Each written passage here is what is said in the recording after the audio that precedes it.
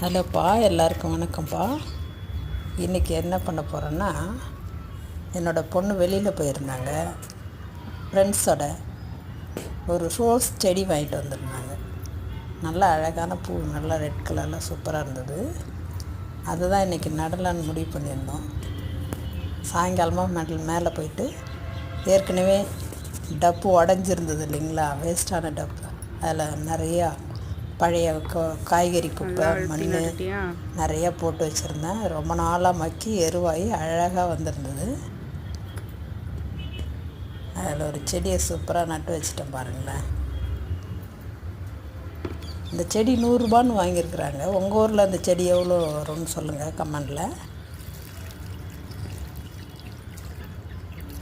பாருங்கள் மேலே வியூஸ் எப்படி இருக்குது. சாயங்காலம் சூரியன் மறையிறது எவ்வளோ அழகாக இருக்குது பாருங்களேன்.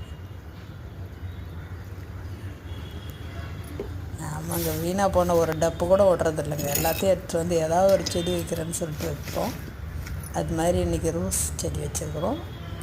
ஒரு ரோஸ் எவ்வளோ அழகாக பூத்துருக்குது. இன்னொரு மொட்டு கூட இருக்குங்க இதில். அது உடனே 4 நாள் கழிச்சு பூத்துரும்னு நினைக்கிறேன். அழகாக இருக்குது. என் பொண்ணு தாங்க இந்த ஹெல்ப் பண்ணிகிட்டு இருந்தாங்க என் கூட செடி வைக்கிறதுக்காக. அவங்க தான் வந்து மறுபடியும் தொட்டு பார்க்குறாங்க எப்படி இருக்குன்ட்டு, அழகாக இருக்குதான்னு பார்க்குறாங்க. சூப்பராக இருக்குது இல்லைங்களா?